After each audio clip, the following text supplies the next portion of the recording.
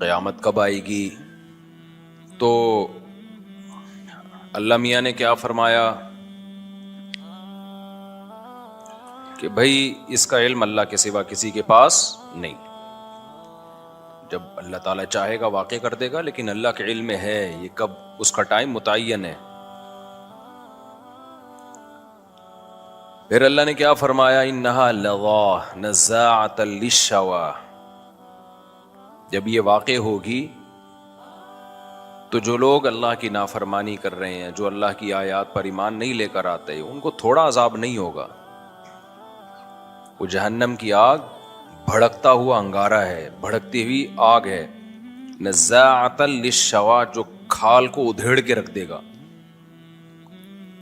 تدعو من ادبر وتولی، یہ جہنم کس کو اپنی طرف کھینچے گی؟ ہر اس شخص کو اپنی طرف کھینچے گی جس نے ہمارے احکام سے منہ موڑا. ادبرہ کا معنی پشت دکھائی ہمیں. آپ جب کسی کی طرف متوجہ ہوتے ہیں تو اس کی طرف چہرہ کرتے ہیں، جب منہ موڑتے ہیں، اگنور کرتے ہیں، تو پشت پھیر لیتے ہیں آپ. تدعو یعنی پکارے گی یہ جہنم، بلائے گی. بالکل ایسے ہے جیسے میگنیٹ کی خاصیت ہوتی ہے لوہے کو اپنی طرف کھینچنا. پلاسٹک رکھ دیں، چپکانے کی بھی کوشش کریں تو نہیں چپکتا. بالکل یہی قرآن کا انداز ہے کہ جہنم جو ہے نا کھینچے گی کن لوگوں کو اپنی طرف، جن کے اندر یہ برائیاں ہوں گی. پہلی برائی من ادبر وتولی، جو اللہ کے حکام سن کے پشت دکھائے گا، پیٹھ دکھائے گا.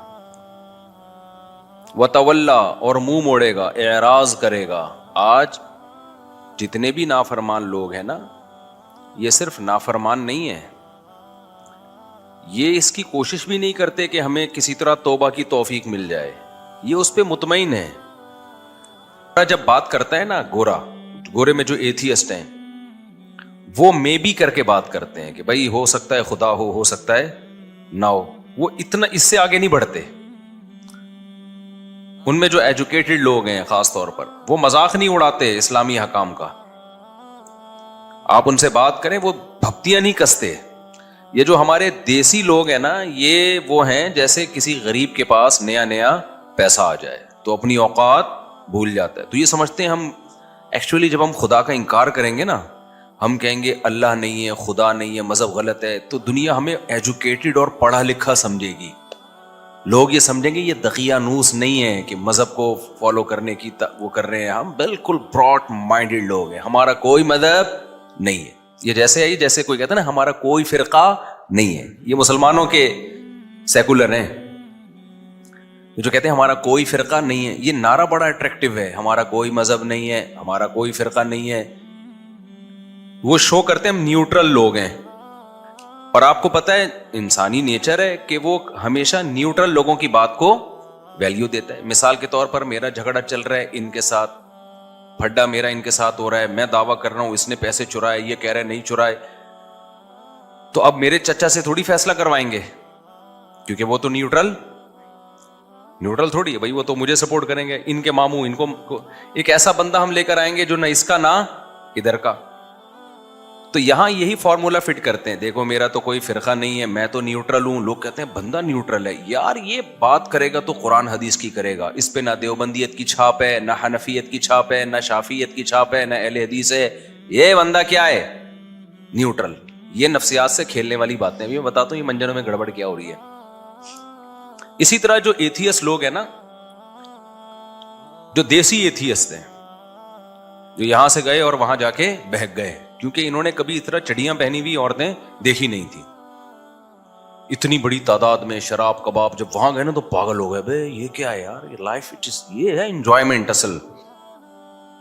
تو شراب کباب اور وہ اوٹ پٹانگ، اتنا جتنا گورا بھی نہیں ہوگا اس میں. تو بالکل ہی پھر ان کو یہ مولوی لوگ اور یہ مذہب اور یہ مدرسے سب کیا لگتے ہیں. تبھی یہ آپ کو پتہ ہے گوروں میں ہومو سیکشولیٹی کے خلاف بہت سارے ملحد بھی ہیں، لیکن دیسی ملحد کوئی آپ کو ہومو سیکشولیٹی کے خلاف نہیں ملے گا. وہ سارے کہتے ہیں سب کو اس گند میں ڈال دو، وہ اس میں لگے ہوئے آگے. اللہ جو میری معلومات میں ہے، ایسا دعویٰ میں نہیں کرتا. ظاہر ہے پوری دنیا تو ہم نے نہیں دیکھی ہے، لیکن جو ہمیں نظر آ رہا ہے کہ یہ دیسی لوگ جو ہے نا، دیسی جو ایتھیسٹ ہوتے ہیں، یہ ان سے بھی 4 ہاتھ آگے ہیں. تو یہ دعویٰ جو لوگ کرتے ہیں نا، نیوٹرل ہیں، ایکچولی ہمارا کوئی مذہب نہیں ہے، تو اب لوگ کہتے ہیں یار ان کی بات کا اعتبار کیا جائے گا. اسی طرح جو کہتے ہیں میرا کوئی فرقہ نہیں ہے، لوگ کہتے ہیں یہ کیا بات کرے گا. تو یاد رکھو جتنے فرقے بنے ہیں نا، وہ اسی بیس پہ بنے ہیں کہ ہمارا کوئی فرقہ نہیں ہے. نیوٹرل ہو کے ہی تحقیق کی ہے تو ایک رائے قائم ہو گئی. پھر جب اس میں بہت سارے لوگ آ گئے